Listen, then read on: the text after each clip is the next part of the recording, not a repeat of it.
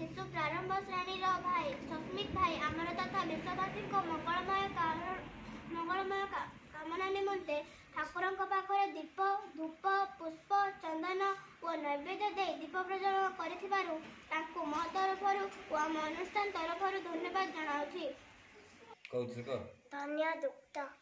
अर्जुन कहते जो अनन्य प्रेमी भक्त माने पूर्वोक्त प्रकार निरंतर आपण भजन ध्यान लगी रही आपण को अर्थात सगुण रूप परमेश्वर को भजन करती एवं अन्य जो माने केवल अविनाशी सच्चिदानंद घन निराकार ब्रह्म को ही श्रेष्ठ भाव में भजन करती से दुई प्रकार उपासकों मध्य अधिक उत्तम योगवेत्ता क्यों माने श्री भगवान कहते मोठारे मन एकाग्र करी निरंतर मोर भजन ध्यान रे लगी रही जो भक्त माने अत्यंत श्रद्धार सहित मते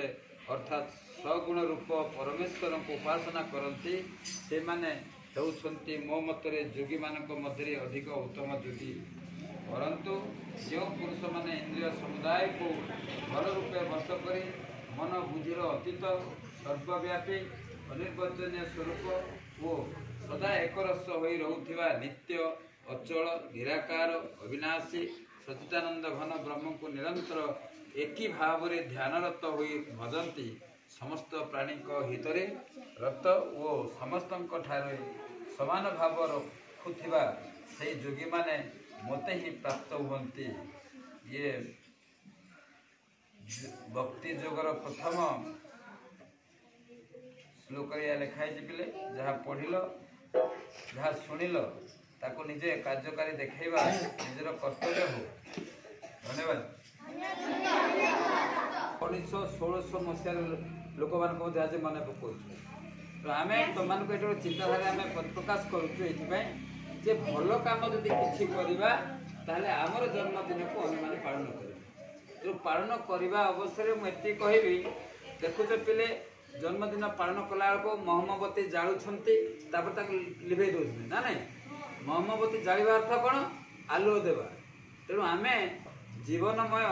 जीवनटी सुखमय हो आनंदमय हो भल छात्र निज परिवार बा अनुष्ठान सुनाम अर्जन करूँ यह आशा रखी आम दीप जावा बुझे ना कहीं दीप जावा दीप आम शुभ कामना निमित्त आम दीप जावा जो दीपटे कि आलुओ हम आज 5 वर्ष होचे 5टी दीप आम जावा 5टी दीप आलुओ हो गोटे दीप जावा जितके आलो 5 दीप जाले अधिक आलो हम ना नहीं तो जीवन में से आलुओ पर अंधकार को दूरे दे आलुओ दिंतु से समान शुभ कामना निमित्त आम दीप जाऊे आज से दीप जाली दौर जी भल पिला हे आम ठाकुर को निवेदन करवा दीप जाऊे बुझे ना तो समस्त आज बुझ आसो कि आम अन्य दीप जाला लिभों ना नहीं किंतु आम दीप लिभेबा नहीं है दीप जली जली सी पूरा देश को आलो दो से आम लक्ष्य दीप लिभेबा अर्थ कौन नष्ट हो जाए रोज ना नहीं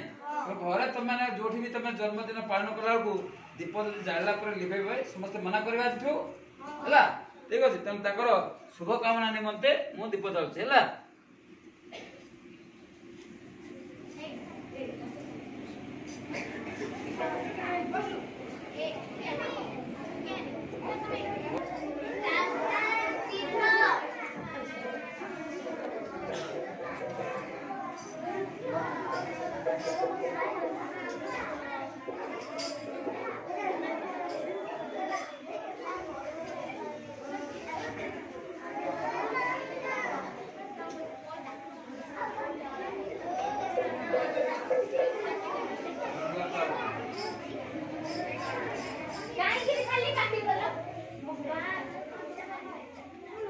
ଆଜି ଦୀପ ଜାଳିବଲ ଆଲୁଅ ଦେବା ନା ନାଇଁ